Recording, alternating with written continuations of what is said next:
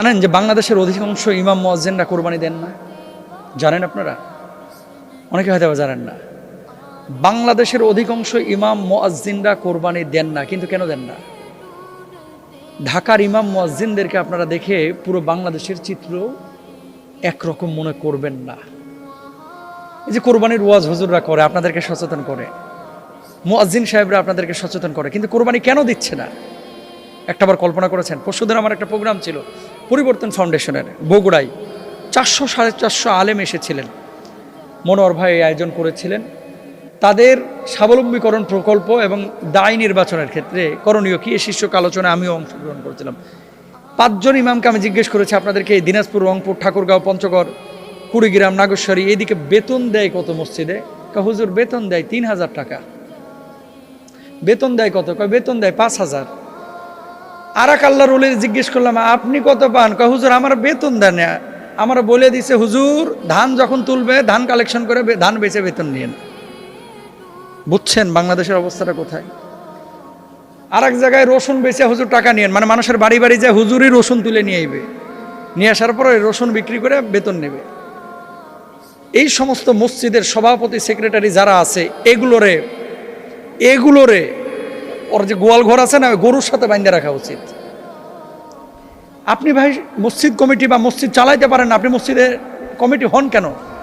একটা মসজিদের ইমামের বেতন 3000 টাকা আপনি নির্ধারণ করেছেন।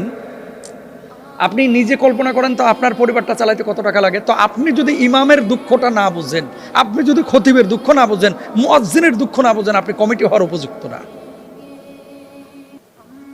যে মানুষটা বেতন পায় 3000, বাংলাদেশের অধিকাংশ ইমামদের বেতন সর্বোচ্চ ঢাকা শহরেই তো 10 থেকে 15,000 টাকা, খতিবদের বেতন 20,000, 25,000। সবচাইতে ভালো মসজিদ যেগুলো, এগুলোর বেতন হচ্ছে 25,000-এর মধ্যে। এরা হয়তো বা টাইনা টুইনা ছাগল টাগল কোরবানি দেয়, কিন্তু গ্রামগঞ্জে যে হুজুররা আছে কোরবানি দিব কি? আর কোরবানি দেওয়ার পরে হুজুর একটু গোশতও পাঠায় না। আপনি মুসল্লি হওয়ার মানে আদর্শ মুসল্লি না। আপনি নামাজ আদায় করছেন, আপনি লিডার মানেন, এটা কথিত লিডার। দেখেন আপনার জানাজাটা কিন্তু ইমাম সাহেব পড়ায়, আপনার বিয়েটা আপনার ইমাম সাহেবই পড়ায়, আপনার ছেলে মেয়েকে দিন শিখায় কিন্তু ইমাম সাহেবই। এলাকায় বিশাল একটা কর্মযজ্ঞের আঞ্জাম কিন্তু ইমাম সাহেবরা দেয়, মুয়াজ্জিনরা দেয়। আর্থিক সচ্ছলতা তাদের নেই। হ্যাঁ, এখানে আমাদের ইমামদেরও দোষ আছে। এই যে মসজিদে একটা ঢোকার পরে চিন্তা করে এটাই আমার দুনিয়া। কেন রে ভাই, ইমামতির পাশাপাশি কি ভ্যানে সবজি বিক্রি করা যায় না? ইমামতির পাশাপাশি কি করা যায় না? আমি তো ফেসবুকে বিজ্ঞাপনও দিয়েছি, যদি এরকম কোনো উদ্যোক্তা থাকেন যে হুজুর আমি আতর বিক্রি করবো, আমি মধু বিক্রি করবো, আমি এই সবজি বিক্রি করবো, আমার হোয়াটসঅ্যাপে নাম্বার দেওয়া আছে, আমার সাথে যোগাযোগ করেন, আমি আপনার জন্য দায়িত্ব নেব ইনশাল্লাহ। আমি তো ওপেন ঘোষণা দিয়েছি এবং দিচ্ছিও আলহামদুলিল্লাহ। কেন এই কথাগুলো বলতেছি? আর্থিকভাবে যদি আপনি ন্যূনতম সচ্ছলতা না থাকে, আপনি দাওয়াতি কাজ করতে পারবেন না। মানুষ আপনাকে বেল দিবে না ভাই, পাত্তা দিবে না। এবং আপনি যখন কথা বলবেন, হুজুররা এগুলো বলে, এরকম একটা ভাব। আর বদমাশ চুরি করে, ডাকাতি করে, সুদ খায়, ঘুষ খায়, মোটা মোটা বান্ডিল কামাইছে, সে আপনার উপরে খবরদারি করবে। যে কথা বলতে চাচ্ছি ভাই, 10-15 হাজার টাকা দিয়েও ছোট ছোট এখন ব্যবসা করা যায়। ফোন ফ্ল্যাক্সের একটা দোকান দেওয়া যায়, ছোট্ট একটা টুল নিয়ে। সবজির একটা ভ্যান নেওয়া যায়। ছোট থেকেই শুরু করেন না, অনেক মানুষ তো করছে, আপনি কেন পারছেন না? প্রত্যেকটা মসজিদের ইমাম সাহেবের উচিত উদ্যোক্তা হওয়া, চেষ্টা করা, ব্যবসা বাণিজ্য করা। শুধু মসজিদ মাদ্রাসা নিয়ে পড়ে থাকবেন না। কারণ মুহতামিম সাহেবের 4তলা বাড়ি হয়ে গেছে, সভাপতি সাহেবের 4তলা বাড়ি হয়েছে। আপনার ঘরের যে টিনের, এই ফুটা টিনের পানি সামলাইতে আপনার বউয়ের শাড়ি ভিজে যাচ্ছে, এটা নিয়ে কিন্তু অনেক কমিটির কোনো ফিকির নাই। তাহলে নিজের ফিকির নিজেরই করতে হবে, নিজের ভালো থাকাটা নিজেকেই সিদ্ধান্ত নিতে হবে। কোরবানি আসছে, একটু ইমাম মুয়াজ্জিনদের দিকে খেয়াল রাখেন, আল্লাহ বুঝদান করুক। মানুষকে যদি জিনে ধরে অথবা কেউ ব্ল্যাক ম্যাজিক করে, তো এই জিনে ধরা এবং ব্ল্যাক ম্যাজিক করা ব্যক্তি অনেক সময় রুকিয়া করাইতে গেলে রাকিরা 20,000, 30,000, 50,000 টাকা পর্যন্ত চান এবং প্রতি কোর্সে প্রচুর খরচ হয়। নিজে নিজে রুকিয়া করার কোনো বৈধতা আছে কিনা এবং কোনো সিস্টেম আছে কিনা এই ব্যাপারে জানতে চাই। ভেরি ভেরি ইম্পর্টেন্ট একটা বিষয়। দেখেন, রুকিয়া আপনি নিজে নিজেও করতে পারবেন। এখন আমাদের বাংলাদেশের মানুষ আয়াত পারে না, কোরআন পারে না, হাদিস পারে না, বলতে পারে না, এই জন্য রুকিয়া নিজে নিজে করতে পারে না। আজকে আপনাদেরকে একেবারে ক্লিন করে দেব যে রুকিয়াটা নিজে নিজে কিভাবে করবেন। পরিষ্কার করে আলোচনাটা শোনেন এবং আপনারা প্রত্যেকে নোট রাখবেন যদি সম্ভব হয় যে রুকিয়াটা কিভাবে করে। আউফ ইবনে মালিক রাদিয়াল্লাহু তাআলা আনহু তিনি বলছেন, ইয়া রাসূলুল্লাহ কাইফা তারা ফি যালিক ফাকালা, মানে উনি জিজ্ঞেস করেছিলেন যে ইয়ারিদু আলাইয়া রুকাকুম লা বাসা বির রুকা মা লাম ইয়াকুন ফি শিরক।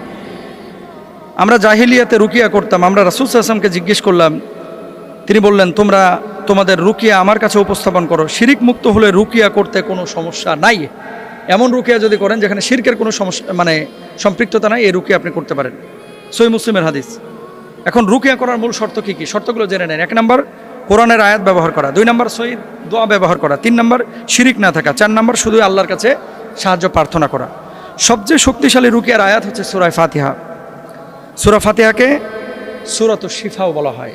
এই সূরা ফাতিহা হুজুররা দেখেন না আস্তে আস্তে কী পড়ে যেন পানিতে ফু দেয়, কী পড়ে? প্রথমে সূরা ফাতিহা পড়ে, সূরা ফাতিহা পড়ে ফু দেয়। তো এটা সূরা ফাতিহা পড়বেন। 2 নম্বর আয়াতুল কুরসি পড়বেন। 3 নম্বর সূরা ইখলাস, ফালাক, নাস, এগুলো রাসূল সাল্লাল্লাহু আলাইহি ওয়াসাল্লাম নিজে নিজে পড়ে আবার শরীরে ফুৎকার দিতেন। আপনারা পড়ে হাতে ফু দিয়ে শরীরটাকে বন্ধ করবেন। 5 নম্বর রাসূল সাল্লাল্লাহু আলাইহি ওয়াসাল্লাম একটি দোয়া শিখিয়েছেন, আউযু বিল্লাহি ওয়া কুদরাতিহি মিন শাররি মা আজিদু ওয়া উহাযিরু। এই দোয়াটা পড়বেন। রেফারেন্স সহিহ মুসলিমের। এই দোয়াটি রাসূল আকরাম সাল্লাল্লাহু আলাইহি ওয়াসাল্লাম নিজে পড়েছেন। ঘরে বসে রুকিয়া করার পূর্ণ পদ্ধতি একটু জেনে নেন। 1 নম্বর নিয়ত করা, মন থেকে বলবেন আমি আল্লাহর কাছে শিফা চাই। কারণ কি? ওয়ানুনাজ্জিলু মিনাল কুরআনি মা হুয়া শিফা। শিফা একমাত্র আল্লাহ তাআলা করতে পারেন, আর তো কেউ করতে পারেন না। এই জন্য আল্লাহর কাছে শিফার জন্য দোয়া চাইবেন, দোয়া করবেন। 2 নম্বর উজু করে নেবেন, পবিত্র হবেন। 3 নম্বর সূরা ফাতিহা 7 বার, আয়াতুল কুরসি 1 বার, সূরা ইখলাস 3 বার, সূরা ফালাক 3 বার, সূরা নাস 3 বার। এরপরে 4র্থ ধাপে নিজের শরীরে ফু দেওয়া, হাতে ফু দিবেন। এগুলো পড়ার পরে শরীরটাকে মুছে নেবেন। 5 নম্বর দোয়া করবেন আল্লাহুম্মা শফিনি শিফা আল্লা ইউগাদিরু সাকামা। এরপরে 7 নম্বরে জিন থেকে সুরক্ষার দৈনিক কিছু আমল করবেন। সকালবেলায় 3 কুল পড়বেন, আয়াতুল কুরসি পড়বেন, সকাল সন্ধ্যায় মাসনুন দোয়াগুলো পড়বেন। রব্বানা আতিনা ফিদ দুনিয়া পড়তে পারেন, রব্বানা যালামনা আনফুসানা পড়তে পারেন। এবং এই যে আয়াতুল কুরসির আমল, 4 কুলের আমল, এগুলো সকাল সন্ধ্যায় করবেন ইনশাআল্লাহ। রাতে ঘুমানোর আগে আবার আয়াতুল কুরসি। ডান পাশে শোবেন, আল্লাহুম্মা বিইসমিকা আমুতু ওয়া আহইয়া, ঘুমের দোয়াটা পড়ে নেবেন। যে কাজগুলো করা যাবে না, ব্যক্তিগতভাবে রুকিয়া যখন আপনি করবেন নিজে নিজে জিনের কোনো সাহায্য আপনি নিতে পারবেন না, নেবেন না। তাবিজের মাধ্যমে শক্তি নিতে পারবেন না, কবর অদৃশ্য শক্তির সাহায্য চাইতে পারবেন না, জিন বশ করার চেষ্টা করবেন না। জিন আক্রান্ত এবং মানে দুনিয়াবী সমস্যা, কিছু কিছু মানুষ আছে যে অসুস্থ হলেই মনে করে জিনে ধরছে, না, সব অস্বাভাবিক আচরণ জিন নয়। যেমন মানসিক চাপ, ঘুমের সমস্যা, তারপরে সিজোফ্রেনিয়া, ট্রমা, স্নায়বিক সমস্যা, এগুলো কিন্তু জিনের সমস্যা না। এই জন্য যেই রুকিয়ার আয়াতগুলো এবং সিস্টেমগুলো আপনাদেরকে বললাম, এগুলো দৈনন্দিন জীবনে করেন, নিজে নিজে রুকিয়া করবেন। সূরা বাকারাটা মোবাইলে ছাড়ে রাখেন, ইনশাআল্লাহ মুক্তি পাবেন।